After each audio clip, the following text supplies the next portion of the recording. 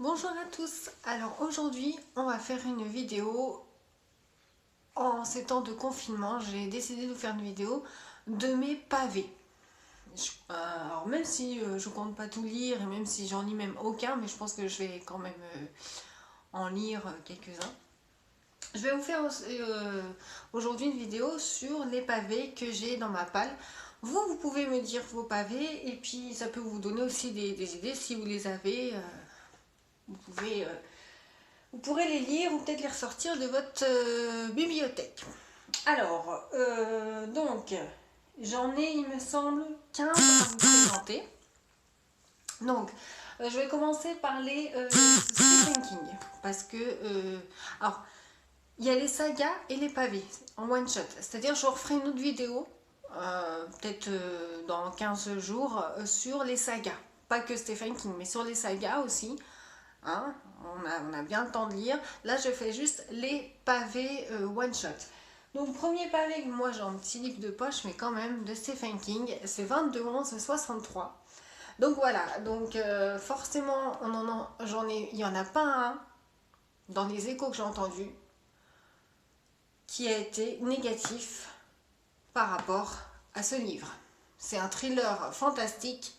Donc vous savez, c'est je sais pas comment il s'appelle, le héros, mais le héros va essayer de retourner dans le passé pour empêcher l'assassinat de Kennedy.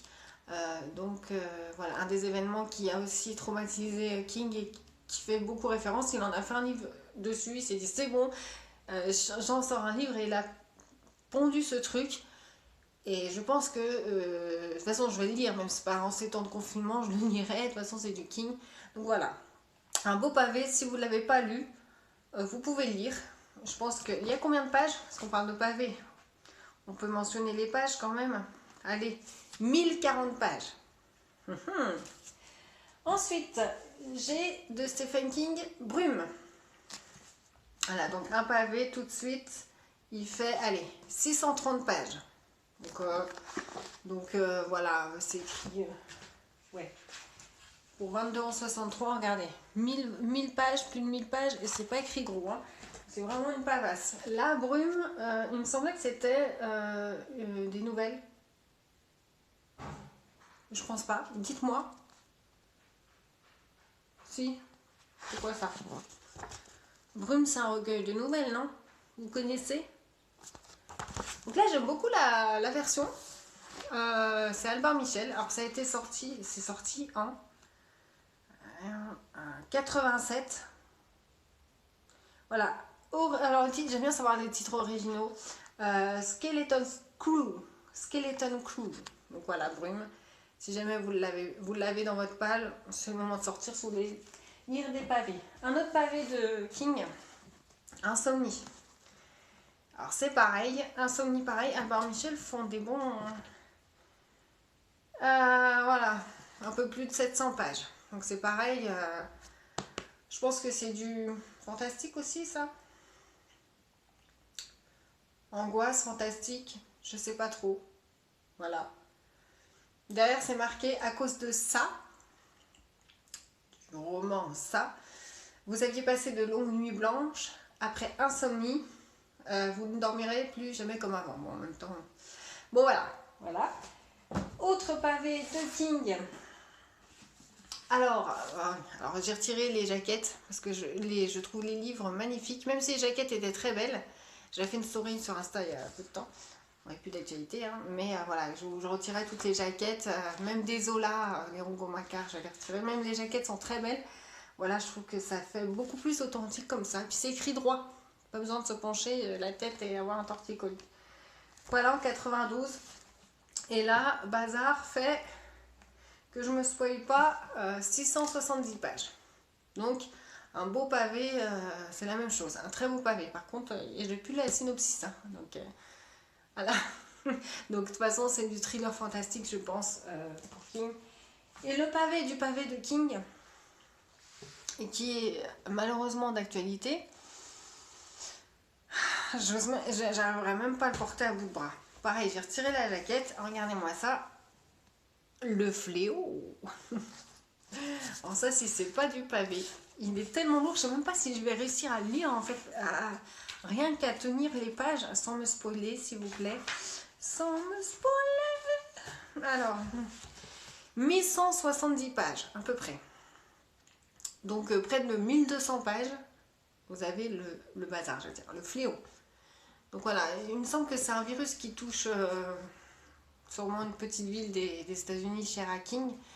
Et voilà, et, les gens vont se diviser au fil du temps entre le bien et le mal. Les gens vont faire ressortir leur côté positif et certains vont faire ressortir à cause de ce fléau le côté négatif. Et il va y avoir un peu une guéguerre entre les deux. Enfin, j'en sais pas plus. Hein. Je pense qu'il y a de quoi découvrir. C'est quoi ça? Non, ce sont juste les pages qui sont un peu ondulées. Voilà pour King. Donc, 5 beaux pavés pour King. Voilà, les pavés de King, moi j'ai que ceux-là, et bon, il y en a que j'ai lu, donc voilà. Donc on passe sans plus attendre, sinon cette vidéo va durer trop longtemps, aux livres. Les autres livres comme ça, hein, lambda. Donc j'ai le livre noir des serial killers de Poil de chat, excusez-moi, de Stéphane Bourgoin. Donc voilà, moi je suis fascinée par les serial killers, non pas par les serial killers, par le cerveau humain en fait. Parce qu'on a tous un cerveau humain, quoi qu'il arrive, mais voilà, on est de la même race, mais j'ai l'impression qu'il y a plusieurs espèces. Et le cerveau humain, jusqu'où il peut-il aller? Ces serial killers, ils transgressent les lois, oui, mais d'un point de vue nature et scientifique, ils dépassent les limites, ils dépassent l'entendement. Que nous, gens normaux, entre guillemets, on va pas... Certains imaginer peut-être, mais pas faire. Et le font. Pourquoi? Pourtant, on est de la même espèce, on a le même sang. Tout ça, c'est psychologique, forcément. Et donc, Stéphane Bourgoin a interviewé beaucoup de serial killers. A fait beaucoup d'interviews en prison. Et donc, voilà. Donc là, c'est sûrement des témoignages... de serial killer. Là, on voit Jeffrey Dahmer, le cannibale de Milwaukee, Peter Kurien, le vampire de Düsseldorf, l'étrangleur de Boston, Albert DeSalvo, Arthur Shawcross, le monstre de Rochester, Otis Toole et Henry Lee... Non, hein, c'est des victimes. Et Ed Kemper, l'ogre de Santa Cruz. Ed Kemper, tout le monde connaît. Malheureusement. Ensuite, un petit poche et un petit classique, le rouge et noir de Stendhal, c'était peut-être le moment de m'y atteler. Depuis le temps que j'ai très envie de le lire, mais il me fait un peu peur. Et puis c'est écrit, c'est pas que c'est écrit petit, mais un petit peu quand même. Puis c'est du classique. Regardez-moi ça. Jusqu'où c'est vraiment... Il n'y a pas un espace, quoi. Donc il y a plus de 500 pages, donc voilà. Et puis c'est un classique qu'on doit lire en fait, hein, je pense. J'ai Elisabeth George, une avalanche de conséquences. C'est un thriller. Il paraît qu'il est bien. Il fait 760 pages. Donc c'est un beau petit pavé aussi. Que j'ai envie de lire et qu'il faudra lire aussi. Que j'ai sorti. J'ai aussi en pavé Je suis Pilgrim de Terry Hayes ou Hayes, je ne sais pas. Donc c'est un thriller aussi. Qui fait celui-ci 900 pages. Voilà, je pense que pas mal de gens le connaissent. Moi j'ai pris parce qu'il est connu justement, mais je sais pas de quoi ça parle ni rien. J'ai aussi L'architecte du sultan d'Elif Shafak, que j'ai très envie de lire par contre ça. Bon, il fait 460 pages. Je suis un peu dyslexique sur les chiffres, hein. Voilà. Mais voilà, on est dans l'Istanbul du XVIe siècle et j'ai déjà la vidéo. La couverture me donne très envie. J'ai très envie de le lire, je pense qu'il sera lu. Celui-là par contre, je pense qu'il sera vraiment lu. Là, dans le mois à venir. Ensuite, pareil, celui-ci, Belle de Shanghai d'Amitan. Donc, 630 pages, ça parle d'une sino-américaine qui va retrouver ses origines et qui va trouver découvrir des secrets, etc. Sur sa famille, sur son père. Dans le décor, on a la Chine, etc. Donc ça m'intéresse fortement. Aussi celui-ci, L'ombre de la lune d'Emem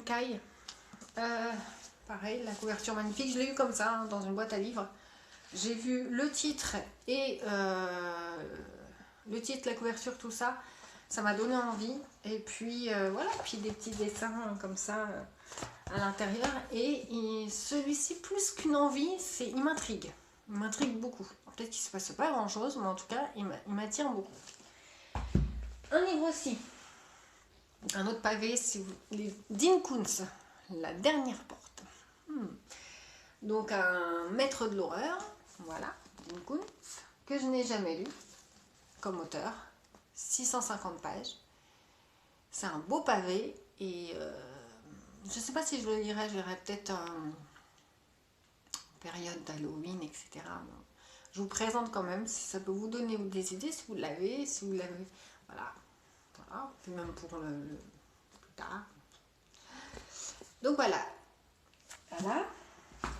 Ensuite, j'avais eu ça, La ligne noire de Jean-Christophe Granger, qui fait un peu plus de 500 pages. Donc voilà, un beau pavé aussi. J'en sais pas plus, bon, c'est un thriller, hein, Granger.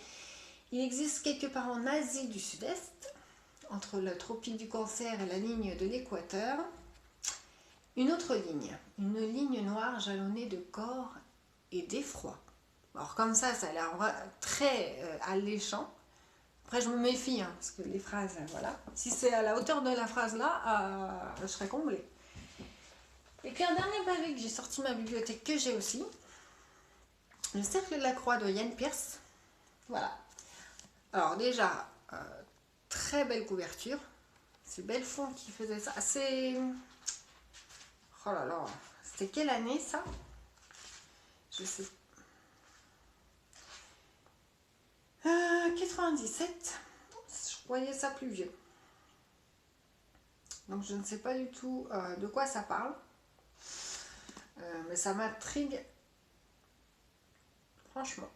Donc voilà les pavés. Voilà, ce fut assez rapide. Bon, 15 livres, en même temps je vous les ai juste présentés, je ne vous en ai pas parlé. Ça peut vous donner des idées en ces temps de confinement. Restez chez vous, prenez toutes les précautions qui soient. Moi je vous dis à bientôt, ce sera certainement une vidéo bilan lecture. Oui, bilan lecture. Voilà, et puis moi je vous dis à bientôt. Suivez-moi sur mes réseaux, mettez j'aime si vous avez envie de mettre j'aime. Et tout le tralala, je ne vais pas le répéter à chaque fois, vous savez comment ça se passe. Moi je vous dis à bientôt et bon courage à tout le monde. Bisous.